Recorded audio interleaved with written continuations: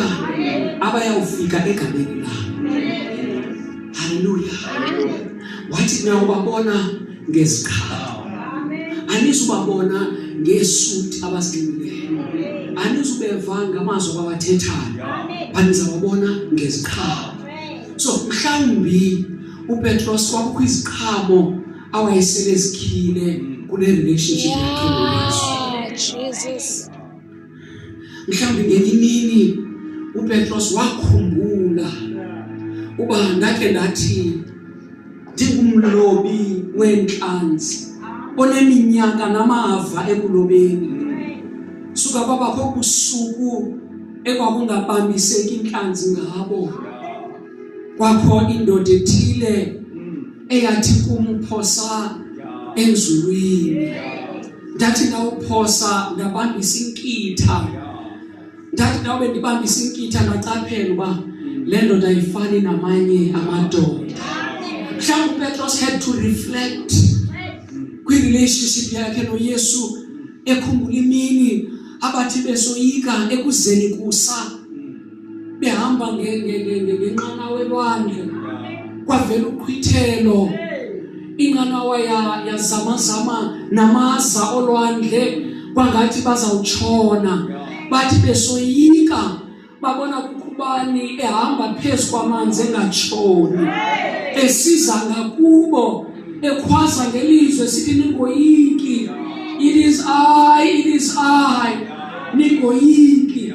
Wathi umbona uPetros wathi uba nguwe Nkosi itsho ndize nam ndihamba phezu kwamanzi. Kwathiwa yiza Petros naye wasibona amanyathelo ambalwa enyathela phezu kwamanzi engatshoni.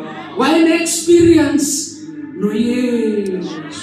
Mhlawumbi wamva ngenye imini efundisa esithi kumaYuda exesha labo, ngelaa xesha uyihlo wenu Abraham wayekho nandisendikho mna. Baphakama bafuna ukumquluba ngamatye kuba babemvile uba uzenza uYahwe, uThixo namandla onke.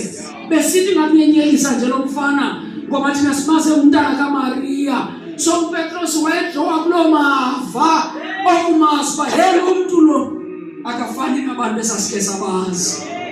Mhlawumbi uPetros wayedrowa kumava okubaliselwa nguNikodimo, esithi uNikodimo thina singababhali nabachazi bomthetho siyazi uba akekho umntu onokwenza ezi zinto uzenzayo wena Yesu engenaye uThixo.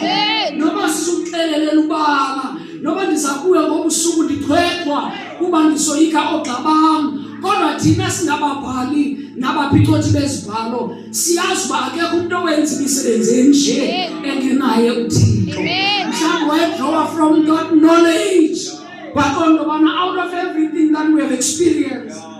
Mhlawumbi wayekhona uPetros xa wakuvuswa intombi kaYayiro ekufeni. Mhlawumbi wayekhona kuvuswa uLazaro engcwabeni. Mhlawumbi wayekhona entabeni yokuguqulwa on Mount of Transfiguration, apho uYesu wenziwa kumila kumbi. Bambona esebuqaqawulini, iingubo zakhe kuthi zasuke zatshintsha, neenwele zakhe zatshintsha, wakumila kumbi, just to prove to them into yobana lo nguThixo enyameni, lo nguMesiya onathi, lo ngulo wathenjiswayo, lo linyangele lihla, uThixo namandla onke.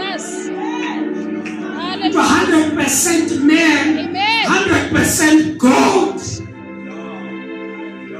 So wayedrowa kuloo mava neso sibindi waqonda hayi man, out of everything that we have seen so far, this is the Son of the living God. Mhlawumbi wayethethela igroup yonke, kodwa i-conclusion yabanye wathiwa lo ngunya kaThixo ophilayo. Ubani uYesu? Nkosi. Mhlawumbi omnye phakathi kwethu akakatyilekelwa nguYesu. Mhlawumbi uyeva kuthandazwa, mhlawumbi uyeva kudunyiswa, mhlawumbi uyeva kuthethwa ngegama likaYesu, but kuye akakatyhileki. And ithi uxelele uyazityhila nakwiimeko zethu. Yeah. uyazityhila kwiintlungu zethu, uyazityhila kubuthathaka bethu. When we are weak, xa kungathi akuzikwenzeka nto asikavele, xa kanye singenanto, xa kanye singeyonto, xa sesihletyiwe, sathukwa, senyeliswa ngabantu, sadelwa, uyakwazi ukuvela engamandla.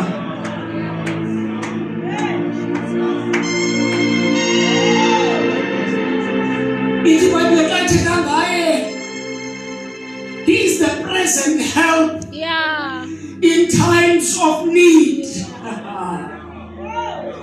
Uluncedo lwakaloku kumaxesha ezidingo. Andazi uba wena uhlutshwa sesiphini isimo, andazi uba ubone njani, but ndifuna ukuthi ukhona uYesu ofuna umazi kakuhle. Mhlawumbi nakule bekuphetha kuyo, he is trying to write kumaqweqwe enhliziyo yakho ezazisa uba yena ungubani. Nangale challenge ufuna umbone ukuba ulithemba lamathemba, uyinqaba, ulikhaka negwiba kwabathembelelo ngaye. Nalebeko ekungathi kuyekele, he is trying to introduce himself and to write his name in the tablets of your heart, to say, I alone am able to can help you. Ndindodo nakho ukukunceda. Mhlawumbi ulindile ngoba ukamazi uba mawuqala ungqubeke, ubetheke phaa naphaa, ukuyozama namanye amacebo ukwenzela xa sowuncamile azibonakalise uThixo nakho. Uluncedo lwakho nakaloku.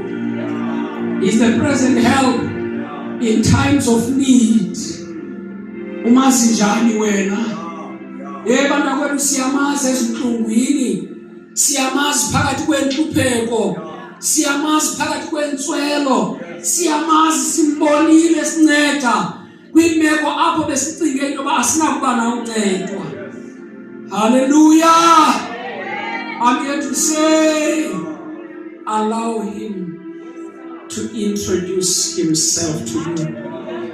Ngoba baxa egqiba uxelelo uPetros kwathiwa ningaxeleli mntu. Ngoba funeka omnye nomnye atyhilelwe nguThixo. Sinqula uThixo ngesityhilelo sokuba uKristu ungubani. Kodwa phezu kweli dwala, phezu kweli lwalwa, ndiyakulakha ibandla lakhelwa kolu lwalwa lukukwazi nokutyhilekelwa ukuba uKristu ngenene ungubani. That is who we are as the church.